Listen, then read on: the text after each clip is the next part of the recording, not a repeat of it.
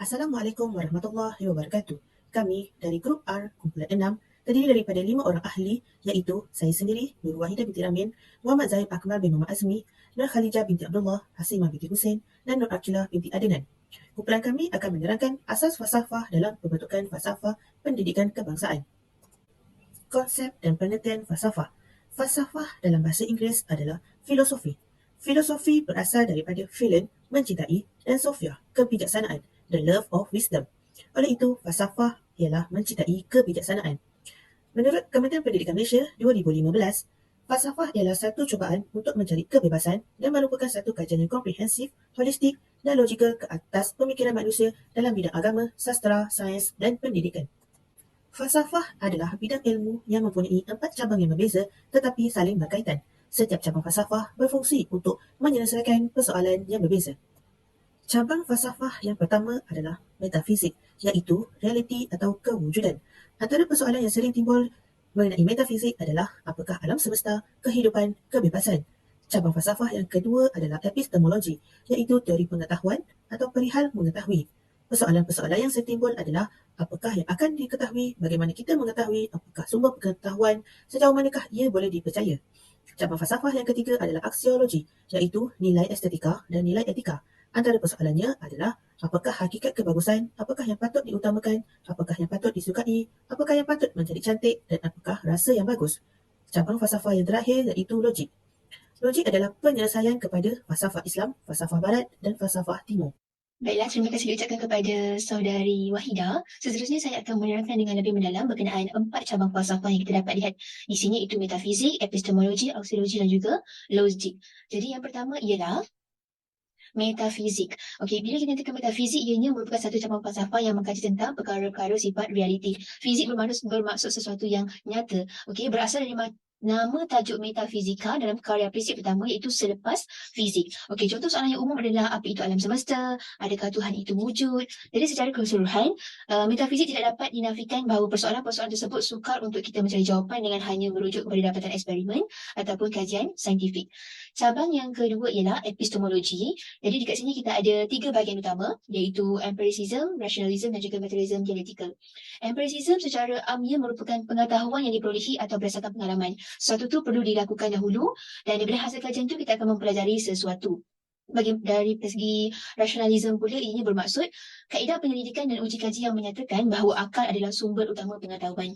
Bertentangan dengan empiricism tadi, untuk rasionalisme ni tak perlu lakukan apa-apa pengalaman ataupun kajian dahulu.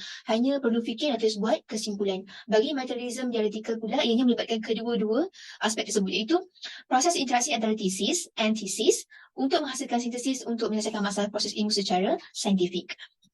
Seterusnya ialah aksiologi. Aksiologi ialah terdapat beberapa maksud daripada Plato, Aristotle, orang Yunani dan juga Immanuel Kant. Bagi pendapat Plato, aksiologi ialah membezakan seni dari segi kecantikan yang ideal dengan objek yang cantik. Bagi Aristotle pula, ianya menganggap kecantikan adalah direka untuk dalam kehalusan dan keharmonian untuk produk tersebut. Bagi orang Yunani, seni adalah sesuatu yang berkaitan lukisan, seni pahat, sastra serta dikenali seni halus.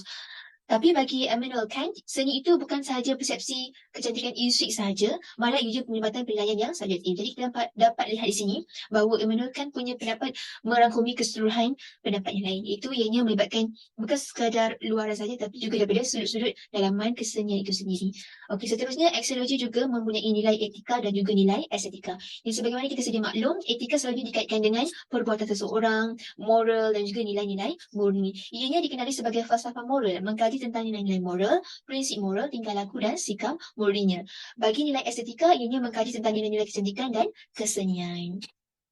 Seterusnya logik, kalau kita dapat lihat di rajah tadi terdapat 2 bahagian utama iaitu logik induktif dan juga logik deduktif.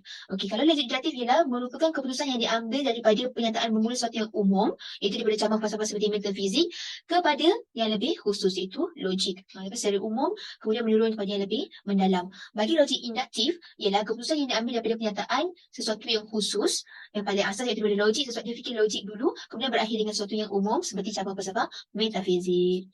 Baiklah, jadi itu sahaja daripada saya. Saya teruskan kepada saudara Akmal untuk meneruskan. Okay. Kita teruskan dengan falsafah pendidikan barat. Sebelum kita teruskan, kita tengok perbezaan antara mazhab falsafah dan aliran falsafah. Mazhab falsafah ialah kumpulan aliran fahaman atau pemikiran falsafah umum. Manakala aliran falsafah pula ialah pendekatan aliran fahaman atau pemikiran falsafah terhadap pendidikan. Seterusnya kita pada jadual.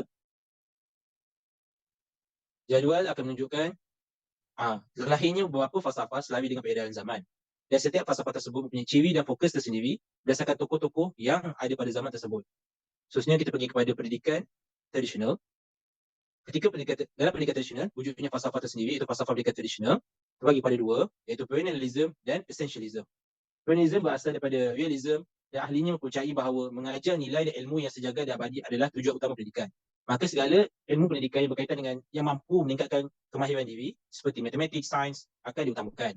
Manakala essentialism pula ialah berasal daripada realism dan idealism yang mana tujuan utama pendidikan adalah penyampaian budaya dan pengetahuan.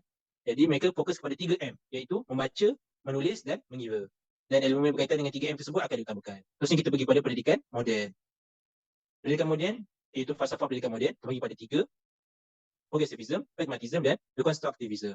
Progressivism bermula daripada pragmatism dan dikembangkan oleh John Dewey dan ahli progressivis. Mereka percaya bahawa kebenaran adalah relatif dan tentatif. Jadi apa-apa yang berkaitan dengan disiplin dan aplikasi masalah akan diutamakan. Terus yang kepada pragmatism, itu ia teori memaplikasikan idea atau sesuatu kepercayaan tersebut kepada tindakan yang mempunyai kesan praktikal.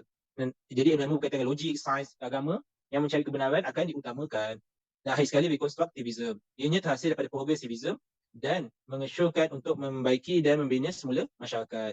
Mereka utamakan kepada sains sosial dan kaedah kajian sosial. Itu saja, seterusnya kepada Hasimah.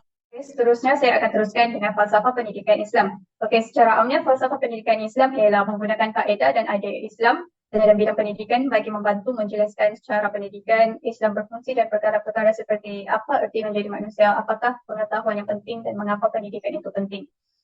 Islam merupakan idea yang bersifat menyeluruh, bersepadu, seimbang dan sempurna. Islam tidak terbentuk dari pemikiran manusia tetapi fitrah untuk beragama. Walaupun dalam Al-Quran tidak dinyatakan istilah falsafah tetapi ada disebut tentang hikmah dan juga aspek cabang falsafah Islam dalam penekanan kepada kepercayaan mengawal pemikiran dan juga tindakan, iaitu ada 4, terdiri daripada metafizik, epistemologi, aksiologi dan juga logik. Metafizik adalah mengenai kebenaran terhadap keesaan Allah Subhanahu Wa Taala sebagai pencipta. Banyak tanda-tanda kebenaran yang dibuktikan menerusi diri manusia itu sendiri, alam dan juga makhluk, dan tanda-tanda kehebatan dan juga kebesarannya.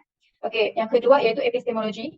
Epistemologi adalah ilmu yang benar bersumberkan Al-Quran dan As-Sunnah dan juga ilmu akal yang ilmu akal lain yang berasaskan kebijaksanaan berfikir untuk menyelesaikan masalah dan menjadikan kehidupan manusia bertambah sempurna dan lebih baik.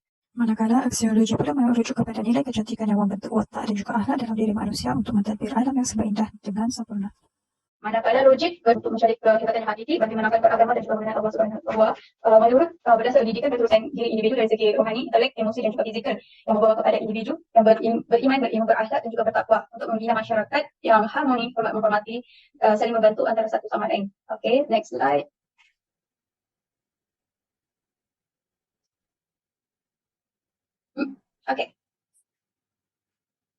Seterusnya asas pembinaan falsafah pendidikan Islam ialah ketauhidan dan keimanan kepada Allah Subhanahu Wa Taala terikat kepada beberapa unsur syarat tertentu.